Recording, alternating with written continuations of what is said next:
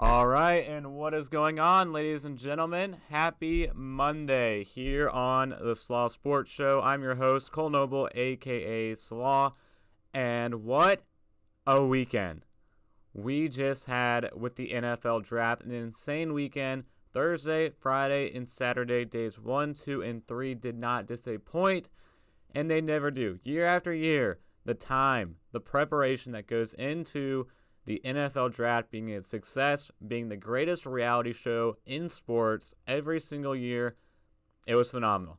A great weekend down in Kansas City at the NFL Draft.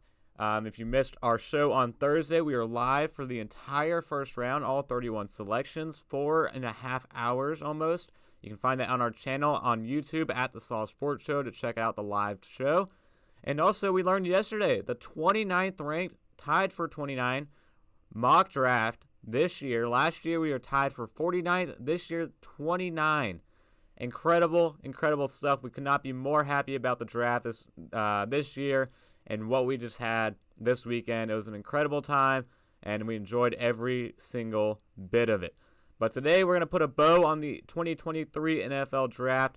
It has come and it has gone, and it goes too fast. I have to be honest with you.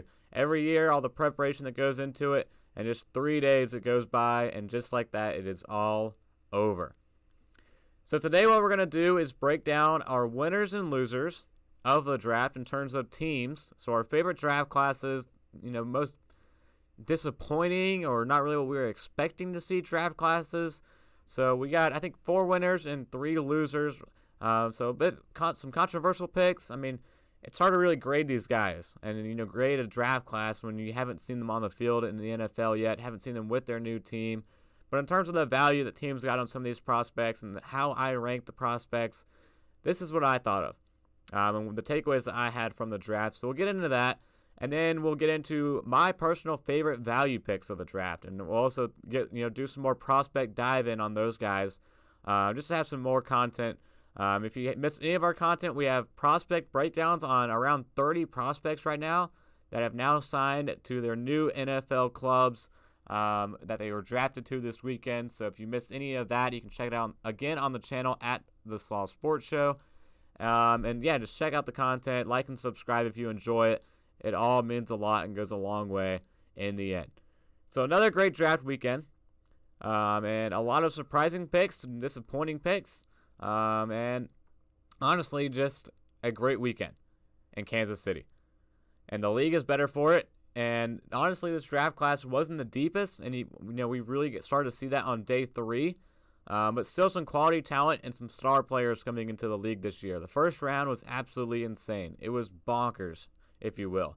The amount of players that were drafted that I didn't expect, even though I had the 29th ranked most accurate mock draft out of everyone who entered, I still was so surprised by the amount of uncertainty in this year's draft. I mean, I had 1 defensive tackle, and there ended up being 4 in the first round. C.J. Stroud going 2 was a bananas pick that not a lot of people saw coming, because all the headlines said that Houston is against drafting C.J. Stroud with that top pick.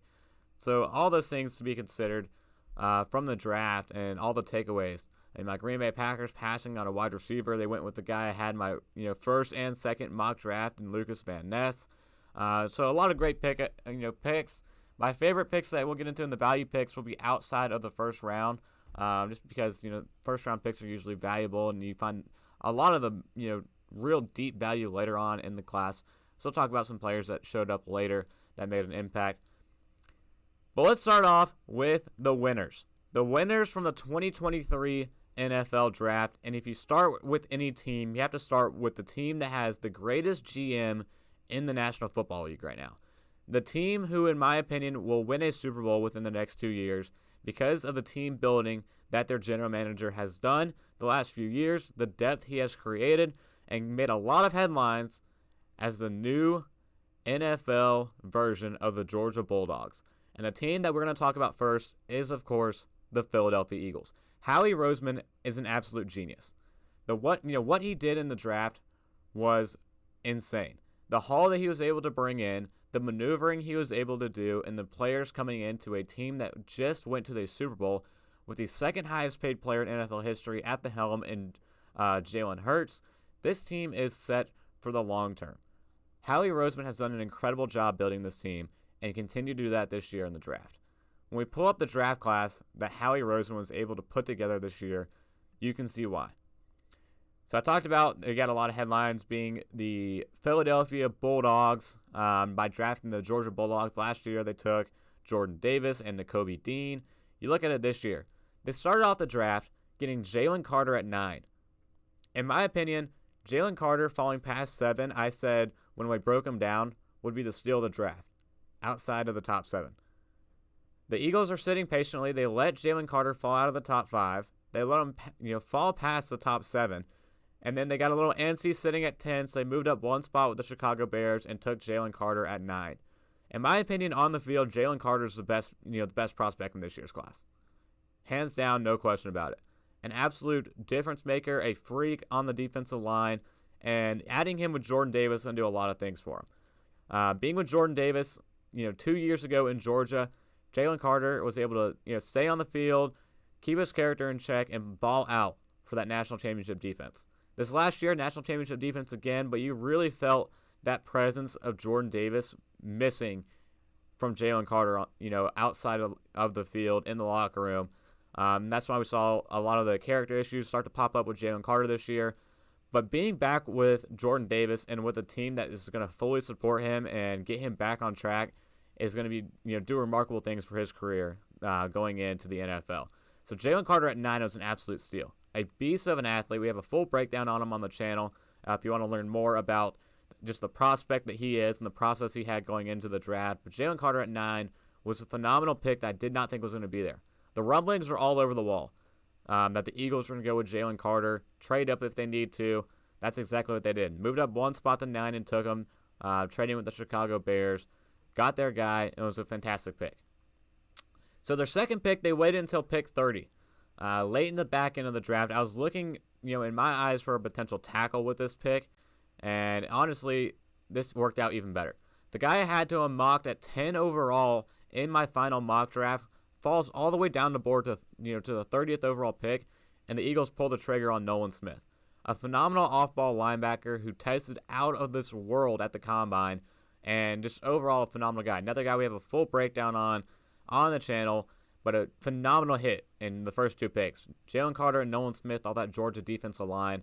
2 incredible selections that just bolster a already deep defensive line in Philadelphia, and 2 guys who are going to be immediate starters on a deep defensive line. That just shows the quality of players that they were able to select.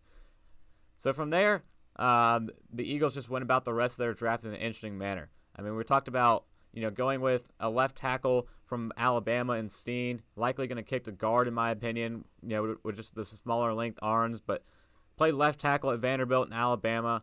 So that was a good addition just to add some depth up front on the offensive line, which is something that I wanted them to do in round 1. But the way round 1 went for them, it worked out perfectly, where they could wait a little bit and get Steen on the offensive line. So another thing, moving down the rest of their draft board and going back and looking at it here, the other thing was Sidney Brown. I really like Sidney Brown as a prospect in this year's class, out of Illinois at safety. A phenomenal safety in my opinion, as the lights cut off on us, so hang on just a second. We'll be right back.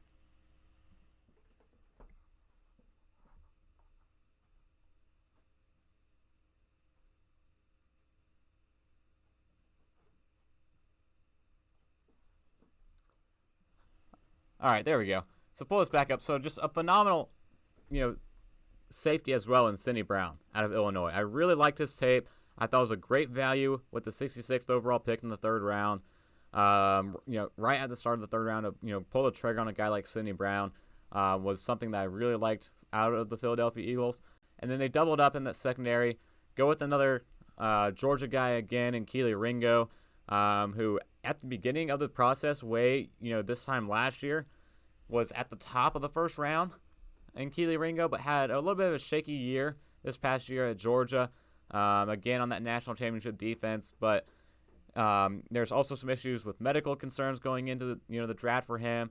But I think they got a good value on him. Where they took him with the 105th overall pick in the 4th round, Ringo would be a fine addition and some depth to that secondary, which was a good selection as well. And then you go with quarterback Tanner McKee. It was a deep quarterback class, so why not rip one and just see what you can have as an extra arm in the quarterback room. They already get Marcus Mariota behind Jalen Hurts. Now you add Tanner McKee to that room as well. Not the worst scenario to go with, to rip a quarterback in this year's class. I mean, he's got an NFL-style arm, but it's going to be interesting to see how he works because he's not like Mariota or Jalen Hurts as a pocket presence. Moving around in the pocket, it's kind of slow in the pocket from what he showed at Stanford, but still, not a bad idea to rip a quarterback that late either. And then you got Moro Ojamo, the Texas defensive tackle, just more depth on that defensive line. And the other thing to consider that we're going to bring up here as well as the other one right here at the bottom, also acquired DeAndre Swift in a trade with the Detroit Lions.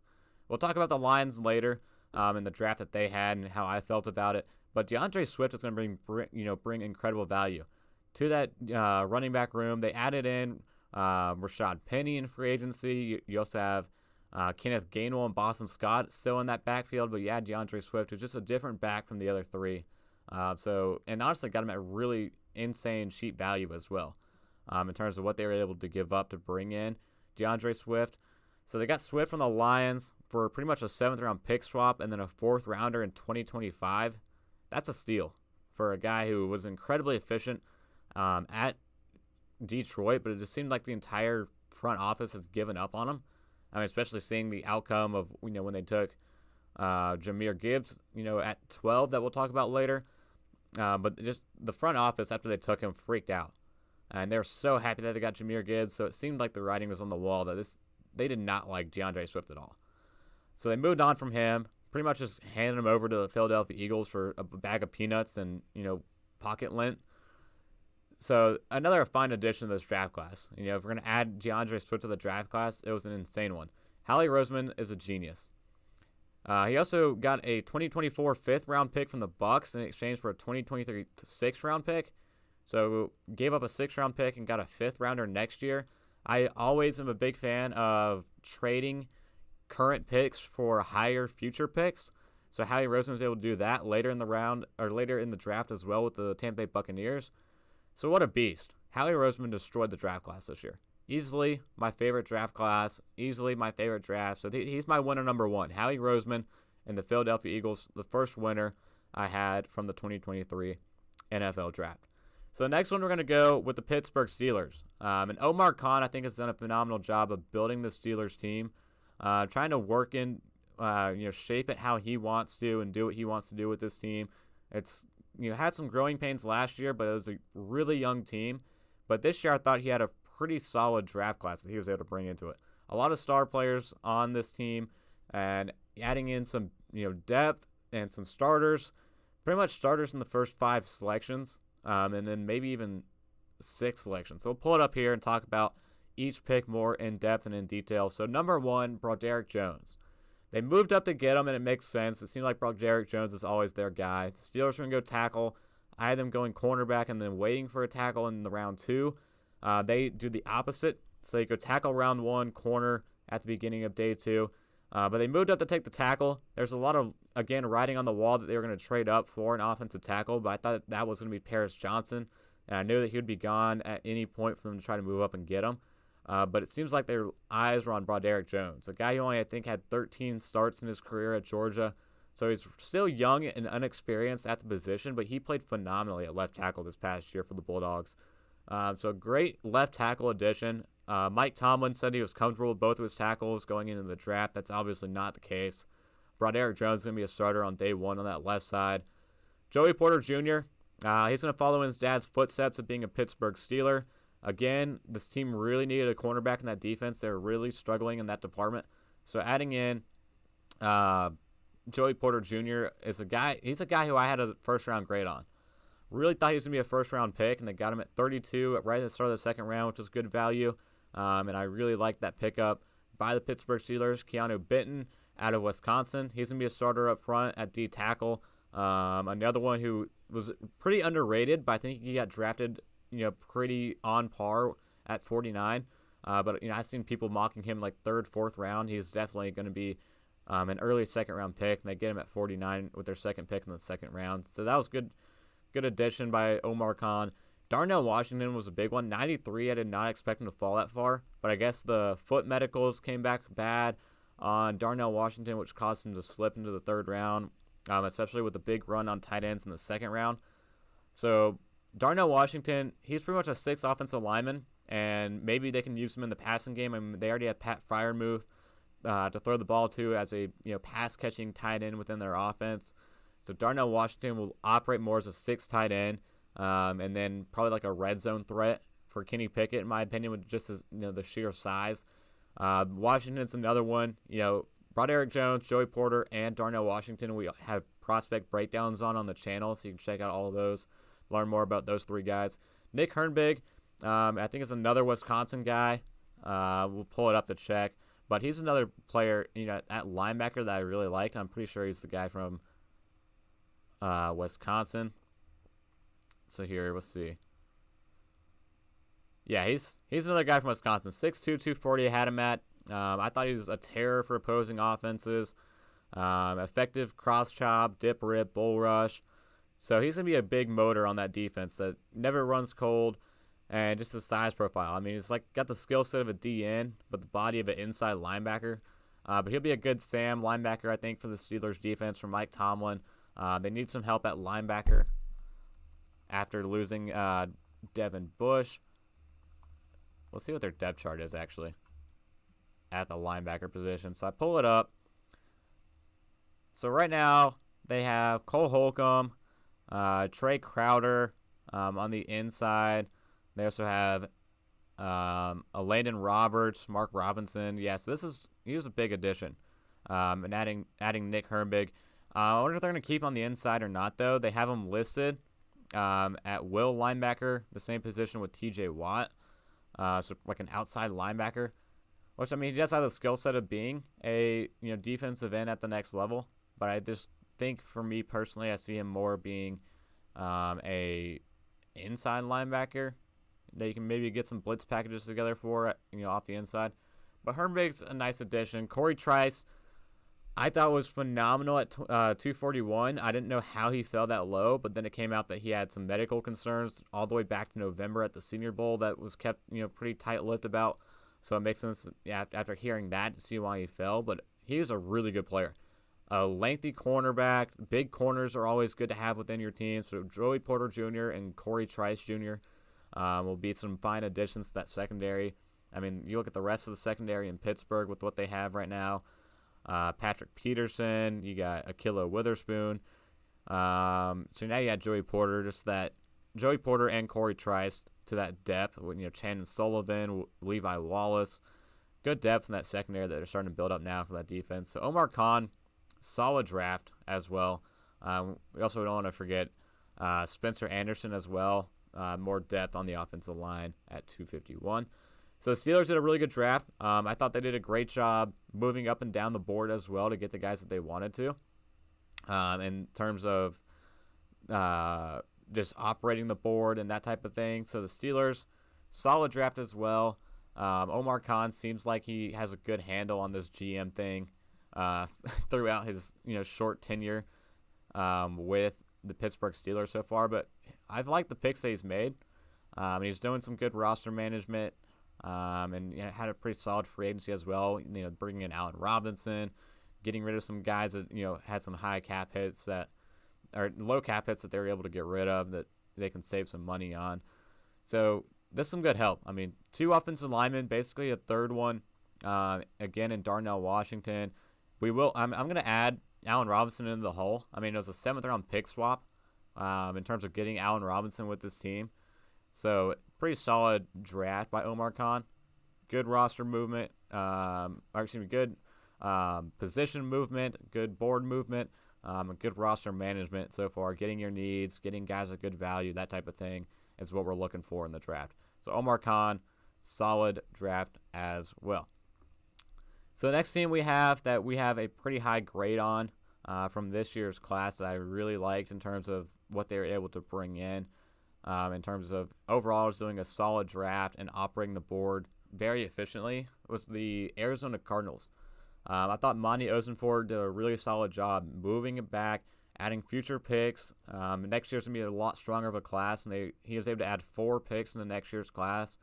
We'll pull this up here as well in the Arizona Cardinals. So they moved up. Actually, they moved back from 3 to 12, and then moved up from 12 to 6 with the Detroit Lions to get Paris Johnson. So some good finagling to move up and down the board in the first round. They still end up with their guy in Paris Johnson, so they get a good bookend tackle that's going to take over for DJ Humphries at left tackle to protect Kyler Murray. BJ Ojulari, another player who I had a late first round, early day 2 grade on. They get him in the second round. Garrett Williams at cornerback's a good value in the third round, as is Michael Wilson at wide receiver. They need wide receiver help. Michael Wilson can provide some depth there. John Gaines at guard. Clayton Tune at quarterback. Tune at quarterback is not the sexiest pick, especially in terms of the quarterback class this year. I mean, it's all-time draft this year at quarterback in terms of the amount that were drafted in the entire draft. But Tune isn't one that I was particularly excited about. So he's going to be a weird arm to add into that quarterback room. I'm pretty sure they still have the backup that they had for years in Colt McCoy. So I think he's still there. He's probably going to open the season while they're waiting on Kyler Murray to come back. So I guess Clayton Tune will start out the year as the backup until Kyler's back in the fold. I like Owen Pappoe from Auburn.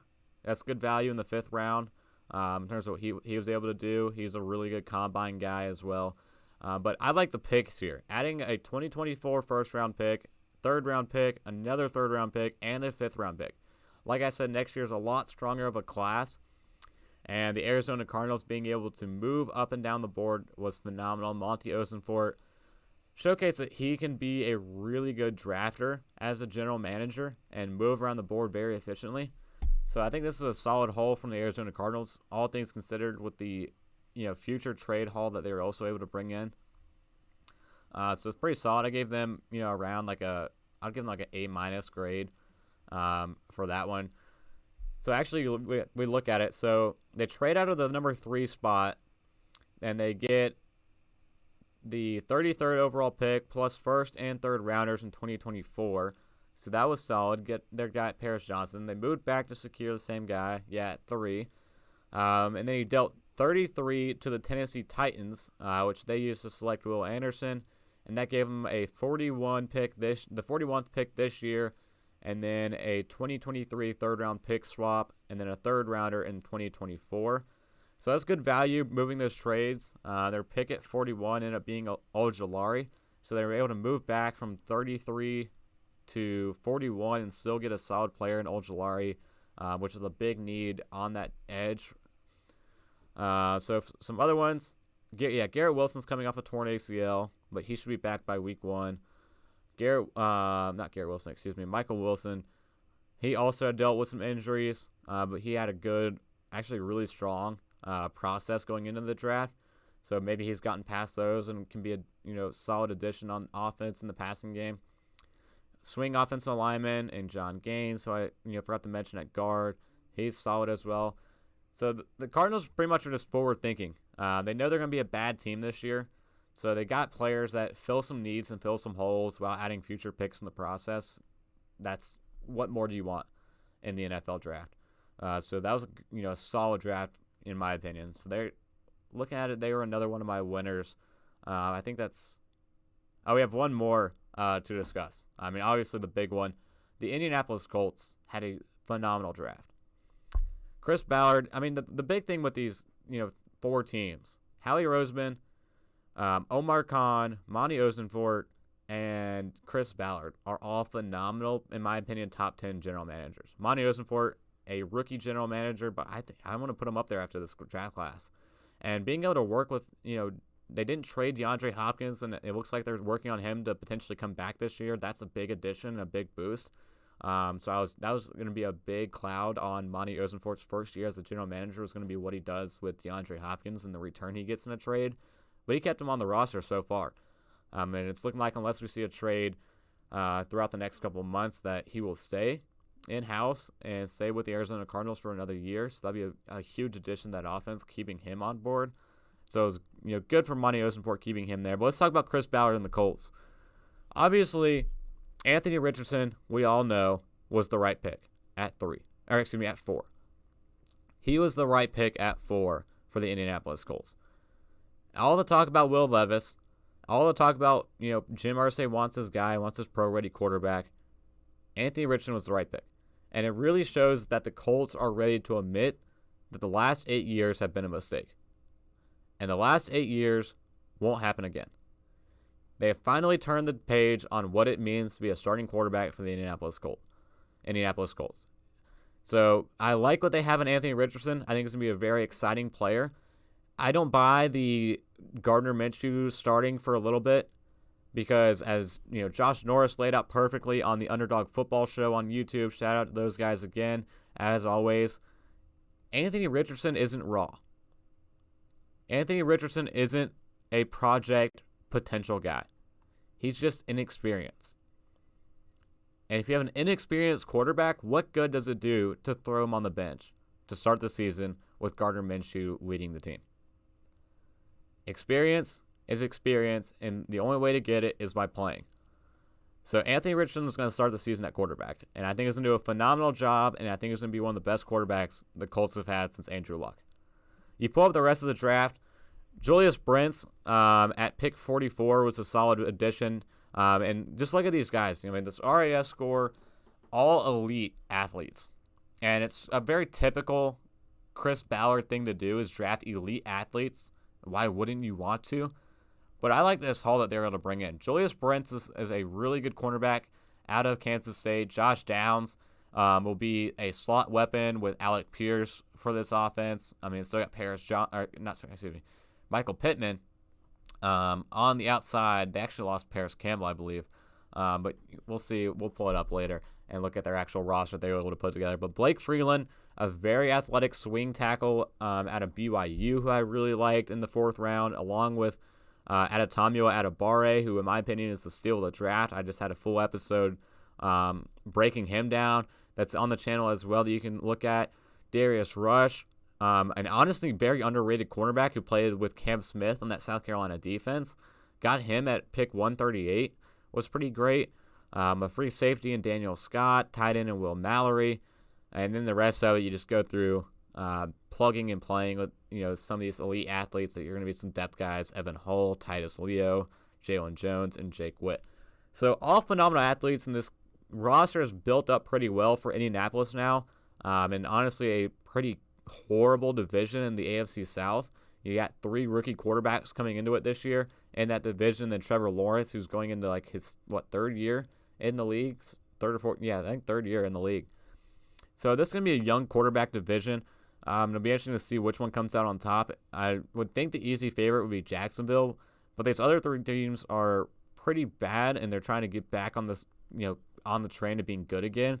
And between the Titans and the Texans and the Colts, it seems like the Colts have a real shot at being the one that comes out of that group to challenge the Jacksonville Jaguars.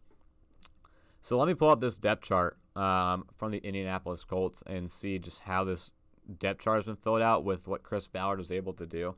Because again, I really like this draft group that they were able to bring in. So you got Anthony Richardson starting at quarterback. With Gardner Minshew, you still got Nick Foles and Sam Ehlinger in that quarterback room. So a lot of experienced guys in there. Surely one of those will get cut. I don't think they bring 3 quarterbacks into the season. So I don't know what's going to happen with Nick Foles. In my opinion, you bring in... I don't know. I guess you practice squad Sam Ehlinger, keep Nick Foles on the roster, and then have the other 2. I don't know. That'll be interesting to see. But running back, they got Jonathan Taylor, of course. They brought in Zach Moss last year. You got Deion Jackson, who they've had as a backup as well. And then you got Evan Hull as the 4th man in that group. Wide receiver is going to be a little interesting. Like I said, you got Michael Pittman on the outside. They added Zay McKenzie from the Bills as another outside guy. And then, like I said, the slot, you're going to have Alec Pierce mixed with some Josh Downs. You got Granson, Jelani Woods, Ali Cox, and Will Mallory all at tight end. So a deep tight end room as well. The O-line, still a little shaky. Quentin Nelson, Ryan Kelly, Will Freeze, Braden Smith. Bernard Raymond was a little shaky last year at left tackle, but he's still a good swing tackle. You add Blake Freeland as depth behind him. It's a really, like I said, really athletic swing tackle.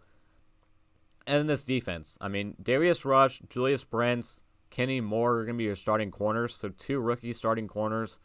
Julian Blackmon, and I would say Nick Cross probably starting safety. Shaq Leonard at middle linebacker, of course, a beast. Kwity Paye's a beast, along with DeForest Buckner. You add eventually Adibare, Odingbo as well. Deo will be thrown in that mix. Taekwon Lewis. So they got some players on this team. I'll be interested to see them try to pull it together and do something with it. But the Colts will be an interesting team, an interesting haul that they brought in this year. So now I'll talk about the losers of the draft, in my opinion. And first off, I got to go with the Minnesota Vikings in the NFC North. They got good value in the first, in my opinion. Here we go. Let's see if we pull it up. So yeah, good value in the first in Jordan Addison.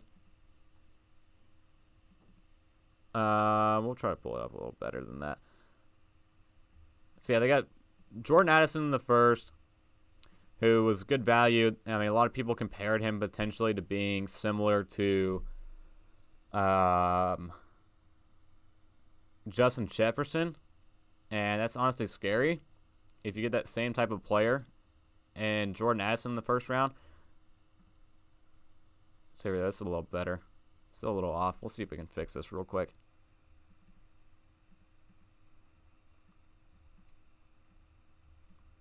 There we go. So yeah, Jordan Addison at 23. It's good value.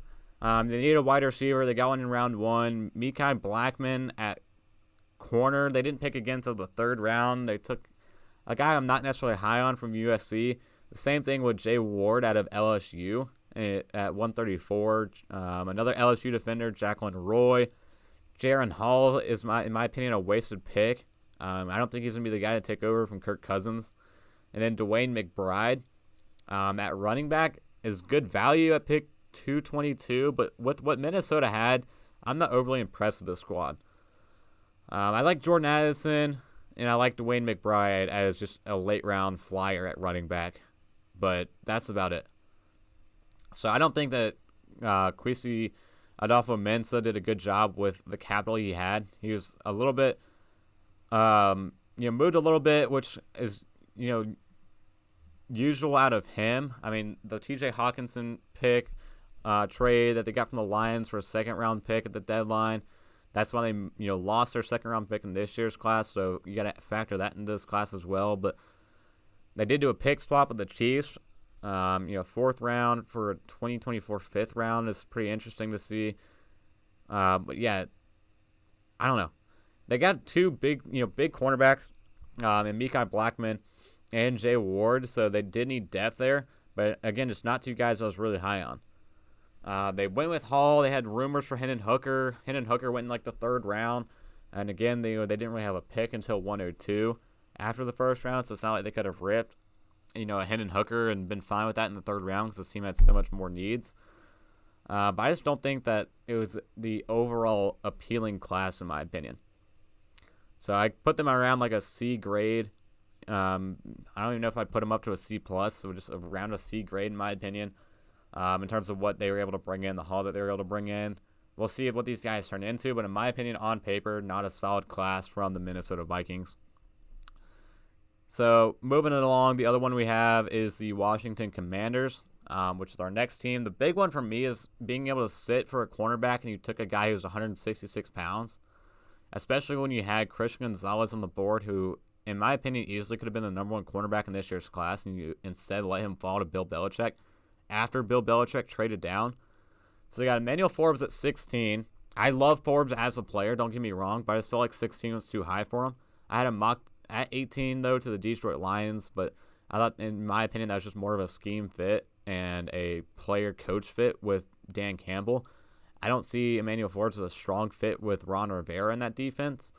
And honestly, they need a number 1 cornerback at 166 pounds. I don't know if Forbes is that guy. And I thought Christian Gonzalez was more of a lockdown, true number 1 that you would have wanted at 16 to add to your defense. But Jartavius Martin, a solid 2nd-round pick, I guess. Again, out of Illinois. Ricky Stromberg.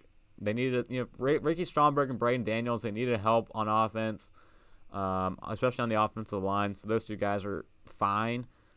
KJ Henry, I'm not excited about at 137, nor am I excited about Chris Rodriguez from Kentucky, the Kentucky back, to that backfield. I talked about the rumors of them wanting Bijan Robinson in round 1.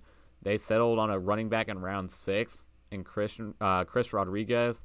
Andre Jones at linebacker out of Louisiana. So, again, just not the most appealing class. And we'll see if we can pull up the Commanders' depth chart. Because a lot of these guys, I don't even know if they're really going to be starters or even have much playing time this year. So their current depth chart right now. So you're going into the season with Jacoby Brissett and Sam Howell at quarterback, and they added no weapons for them. I mean, I talked about, yeah. So at running back, what they had in Chris Rodriguez, he's not even listed on their depth chart right now. Because they got Brian Robinson, Antonio Gibson, Jarrett Patterson, and Jonathan Williams. So what is he, like a special teams guy? I don't even know where they have him listed on here. And then up front the offensive line, neither one of Ricky Stromberg or Braden Daniels are listed as starters. I actually have Braden Daniels listed at left tackle, which is interesting on ESPN. But they have Charles Leno, Andrew Wiley, Andrew Norwell, and Sam Cosmi, and then Nick Gates. So those two guys are both depth guys. Those aren't even true starters in my opinion. So those are two interesting picks. And then, yeah, so at cornerback, they're going to go with Kendall Fuller, Emmanuel Forbes, and Benjamin St. Justy, and Chad Wildgoose. Cameron Dantzler, too. Yeah, that is not a strong group at all. Christian Gonzalez really single-handedly would have elevated that group. And I just don't know if Emmanuel Forbes was honestly the right pick at 16 to go with this squad. So there's a shaky roster. I mean, I could easily see this team finishing last in this division, potentially. I mean, with the Giants, Cowboys, Eagles, Washington easily is probably going to finish 4th in this division next year with this draft class that they brought in. And so those are my two losers, Commanders and Vikings. I don't like those classes at all. And the other one I'm going to throw out there, they didn't really lose, but in terms of positional value and everyone's giving them a lot of crap for, was the Detroit Lions. So we'll pull up the class that they had and honestly what they could have done differently. Here we go. So, real quick. So Ben Solik did a nice job laying this out in terms of how this draft class should have ended up. So round 1, they trade back. I talked about with the Arizona Cardinals after the Cardinals moved all the way back to 12. The Cardinals move up to 6. The Detroit Lions slide back to 12. They took Jahmyr Gibbs. And I thought that was really early to rip Gibbs, but it makes sense because now it came out that the Jets could have been interested and other teams were highly interested and had really high grades on Jahmyr Gibbs. So they kind of needed to get their guy. But as we can see, he probably would have been a better fit at 18, where they took Jack Campbell. And again, Campbell, in my opinion, was a late first, early second grade on him from Iowa. I liked him working out with Luke Kuechly, a lot of similar comps with Luke Kuechly. So he's going to be a good fit for that defense. But at 18 seemed a little too sweet, in my opinion. An early rip for him. Sam Laporta in the second round, a good tight end, but Michael Mayer was on the board there, so that was interesting, and Luke Musgrave. And then Brian Branch in the second round. Hendon Hooker in the third round is pretty much their big picks. So as you can see what Ben Slug laid out. So if they go Brian Branch at 12, where they trade up with the Green Bay Packers for, so Brian Branch up to 12. You move Jahmyr Gibbs to 18, Jack Campbell to 34, and then Laporta at 45. Positional value-wise, that would have looked like a strong class. But they still get all those guys, don't get me wrong. And it's still a great class because they got those guys. But it was so interesting to see Brad Holmes work around this board. And this haul that he brought in and the order he brought in was very interesting. Hendon Hooker, I think they saved $25 million moving on from Jared Goff next year. So if Hooker checks out and he looks like a guy this year in practice and looks healthy, they can rip Hendon Hooker next year and save like almost $30 million. So that could be very likely. So that would be an interesting pick. An interesting decision there that we'll see out of the Detroit Lions. So for the remainder of today's episode, we're going to talk about some of the top guys I had in this year's class. I got a couple names to throw out there of guys who I really liked, positional value-wise, excuse me. So the first guy I liked in terms of where he was taken is Tucker Kraft out of South Dakota State, taken by the Green Bay Packers in the third round. I thought Tucker Kraft was a solid pick at 48. A guy who we didn't talk about in the tight end show until later, but I honestly really liked. Diving more back into his film this weekend after my Green Bay Packers took him, I'm really starting to grow in this guy. He seems like a Packer player, true and true. I mean, yeah, his name's Kraft, like the cheese company, so it makes sense he lands in Green Bay, which is a good fit with his name and likeness going to Green Bay. Also, the guy was in pretty much an airplane hangar, not a single person wearing a suit during his draft show, ripping beer, sitting in a lawn chair. That's also very fitting for the Green Bay Packers. But on the field, I thought, against the FCS opponents and with a strong, unit of a team in South Dakota State, I mean, this guy was solid. A top-tier physical trait, 6'5", 255. I compared him to Dallas Goedert when we did the tight end show. Talking about this class, I thought he had excellent size, a well-built guy, good upper body strength, lined up all over the formation for the Jackrabbits. I mean, inline, slot, outside, and honestly, I thought he was a very tremendous blocking tight end. The Packers added Luke Musgrave in the second round as their seam stretcher at tight end. Tucker Kraft is going to be your PA drag short route tight end, like the quick routes, get the ball in his hands.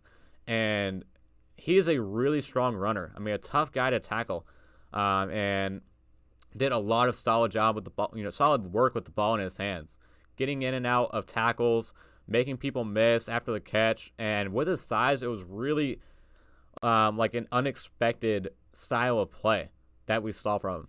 And when I was watching the film and he was making these catches, I was like, oh, this is going to be a nice, 5-yard completion on like a second and short where they're going to move the chains.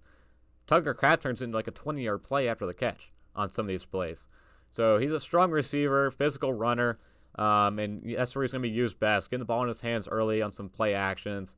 And in the run game, a phenomenal blocker. And I think he's honestly in that part of this game, he's only going to get better with his size. Working with Matt LaFleur in this offense in Green Bay, they're going to really value a run-blocking tight end like they had last year in Mercedes Lewis.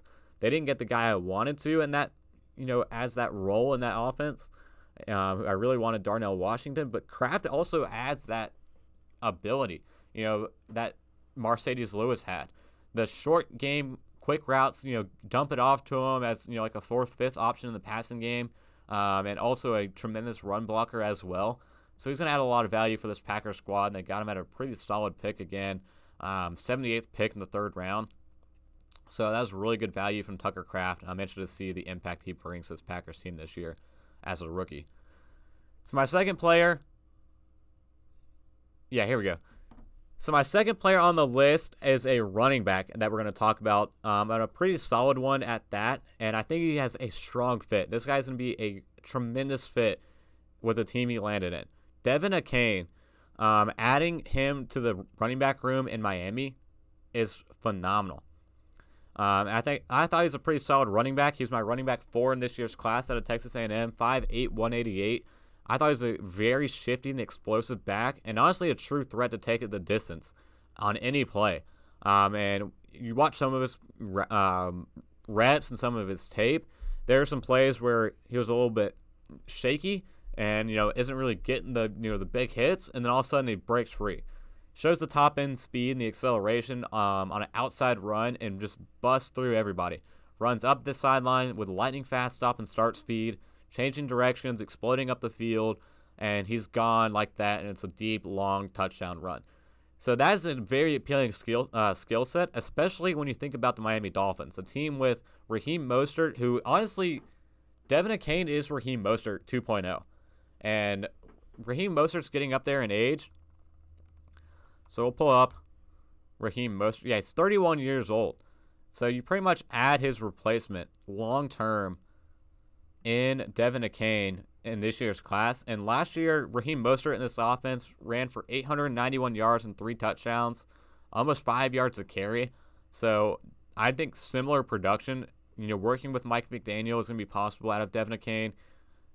And this is honestly the best fit as a scheme fit in the draft, in my opinion, with Mike McDaniel and adding him to the running back room. He doesn't have the power components of a running back, but honestly, that's not really valued within this offense anyways. They need an elusive, route running running back who has explosive top end speed, and that's what they added in Achane. The guy had a solid year. We'll pull that up as well. He had a solid year at Texas A&M. Texas A&M this past year. Here we go. Pull up his stats. So in 2022, rushed for 1,000 yards and 8 touchdowns, 5.6 yards a carry. From scrimmage, he had almost 1,300 yards and 11 total touchdowns, 26 touchdowns in his career total from scrimmage. So he's going to work really well. I mean, that's to get some top caliber defenses in the SEC. They also used him in kick return as well. He had 2 kick return touchdowns in 2021 and 2022 combined. So a very solid guy within this team, as a team fit for the Miami Dolphins. I really liked him joining this squad, and they got good value on him as well. If we can pull this back up and see where they actually took him at, because I thought it was pretty solid. Pick 84 in the 3rd round. Yeah, very solid. Mike McDaniel said he didn't expect him to even be there at 84, so I think this is a really strong fit and a fast guy. I actually pull this up as well in terms of a comparison with these other backs that they have. So Jeff Wilson as well. You talk about the speed guys in Miami: Tyreek Hill, Jalen Waddle, Raheem Mostert.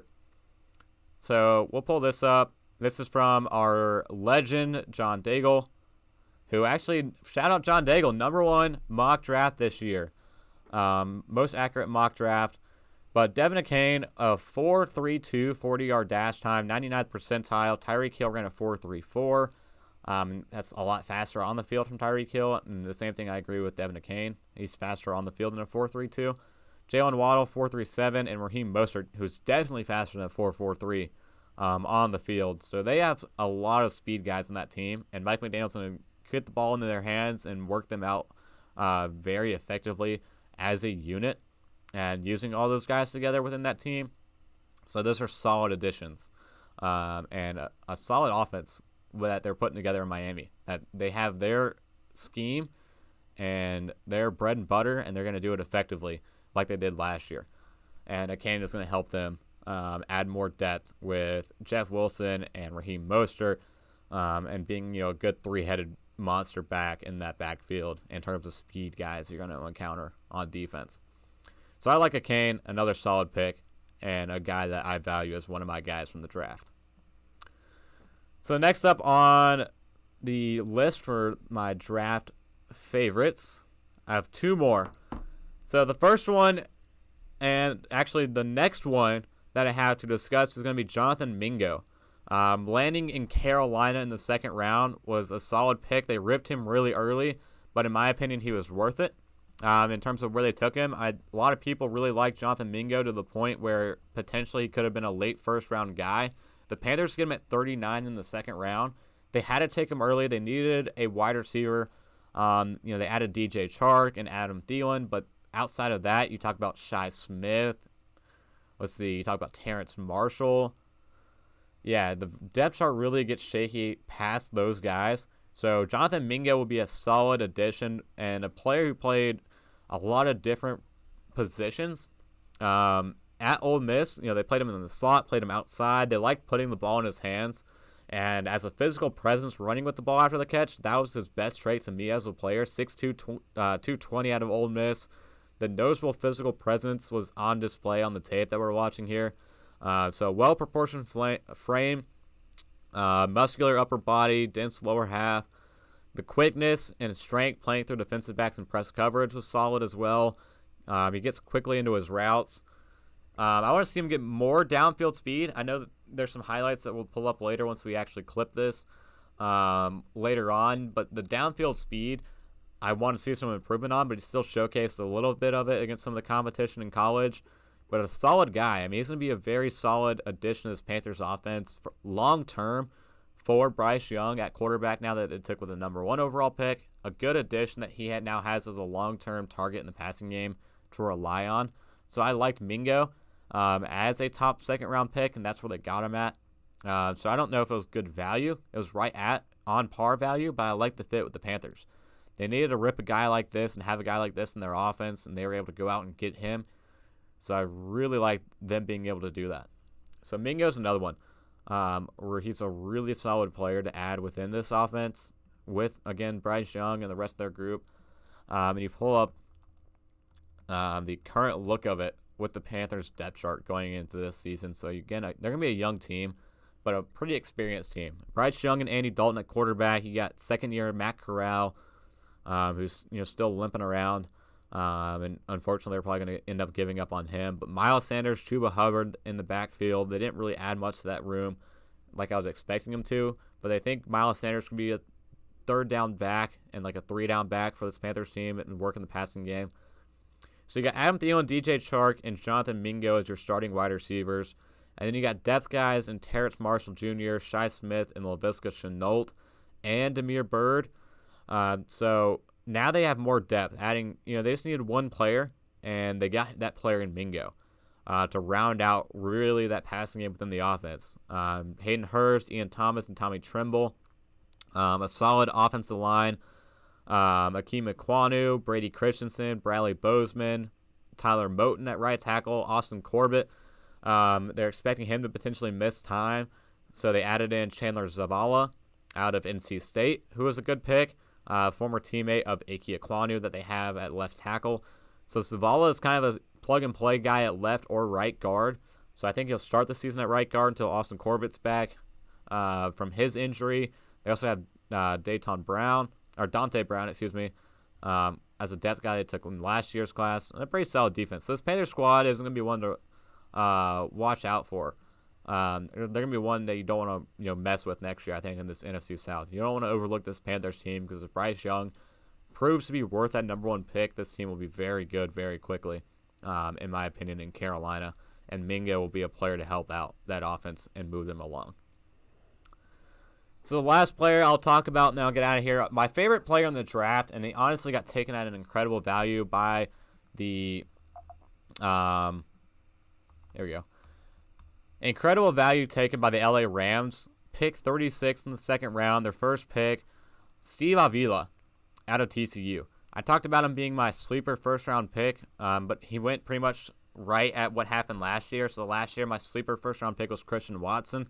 And the Packers moved up for him in the second round to take him early on day 2. So Steve Avila, same situation, fell out of the first round despite a lot of teams being interested in him. And then the Rams ripped him at 36. And I think it's a good fit for the Rams. A 6'4", 331, do-it-all offensive lineman.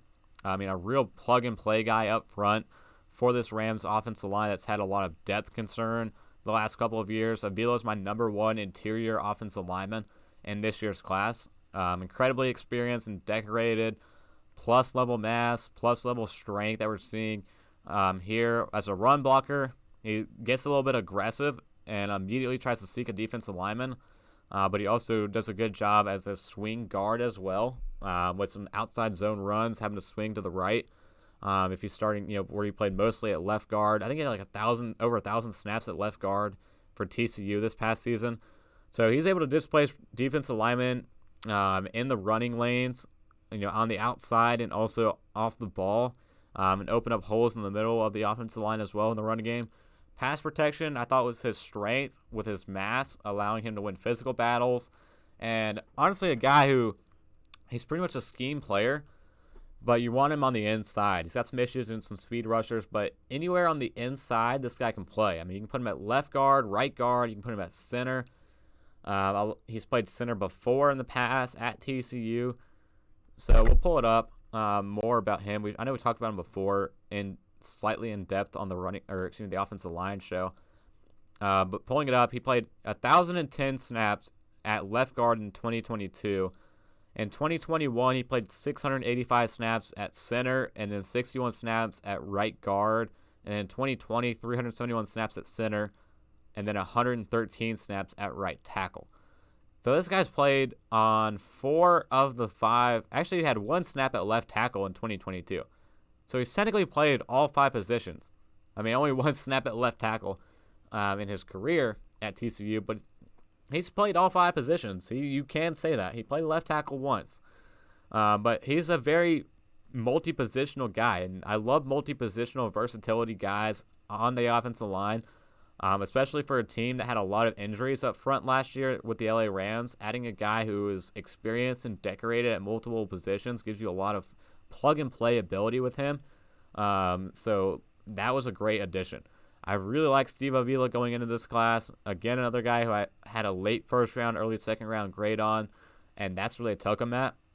But I thought it was incredible. Like, the value he's going to bring to that Rams team is so insane and so underrated with what they were able to do. And the Rams had a solid draft class as well. When you pull it up and actually look at their entire class that they were able to bring in with not having any top-end picks, they still came out of this with a lot of stockpile draft picks. Steve Avila, you got Byron Young from Tennessee off the edge. They needed an edge rusher. They got one in the 3rd round. Kobe Turner adds more depth in the interior of that defense. Stetson Bennett, I didn't really like in the 4th round, but you needed a backup. I guess he provides a pretty experienced one. 2-time national champion from Georgia. Shout out. Teaming up the Georgia guy in Stafford on defense, at quarterback. On defense, another edge rusher in Nick Hampton, right down the road at App State. Had a phenomenal career there with the Mountaineers. He lands in the 5th round, which I like to see out of my North Carolina hometown guys. Warren McClendon is another good offensive line depth. He was pretty much the right tackle at Georgia. So they added him, which is more depth to add. For a weak offensive line group last year, they need more guys up front, and they were able to add some. Add 2 in McClendon and Avila, who will be solid guys for that offensive line. Davis Allen at Clemson. Puka Nacua from BYU, a very underrated wide receiver at pick 177. They're going to use him very well. I'm excited to see Nacua work with Sean McVay and being able to scheme him into some roles. I think Puka Nacua is what they wanted Tutu Atwell to be, and I think Puka Nacua could do that a lot better than Tutu Atwell. So it makes sense to see them rip him in the 5th round. Trey Hodges-Tomlinson is incredible value at 182 as a solid cornerback option to add after losing Jalen Ramsey. So he's going to add some more depth. Zach Evans is going to be more depth at the running back room at 215 they took. So the Rams also had a really solid draft. They got Mr. Irrelevant from Toledo, Desjuan Johnson. They got a punter from Wingate. I don't know how that one works out, and Ethan Evans. But I don't know. That was a big haul. A bunch of 5th round, 7th round guys that they had. I mean, 1, 2, 3, 4 guys in the 5th round, 3 guys in the 6th round, 3 guys in the 7th round. So the Rams had a really busy day 2. Day 3. You even add in Stetson Bennett in the 4th round as well as a day 3 guy. But I like Steve Avila. Great fit for this offensive line, and adds tremendous, tremendous value up front for the LA Rams. So those are my guys, and those are our winners and losers from the NFL draft. So I think that pretty much puts a bow on it. That is everything that I liked. Again, I didn't think it was a very strong class. In my opinion, once we especially depth-wise as we got toward the end of it, but a great NFL draft, and it was great to see it throughout the entire weekend. I'm excited to see these guys get into the league, and it was a lot of fun breaking it down. So all these prospect breakdowns are on our YouTube channel at The Slaw Sports Show. You can find them there, and also check out our live draft show as well from the first round. It was a lot of fun. If you want some fun humor and some fun reactions to some of the picks, you can find that on there as well at The Slaw Sports Show on YouTube. That's all the time we have for today. So thank you all for stopping by. Thank you all for tuning in.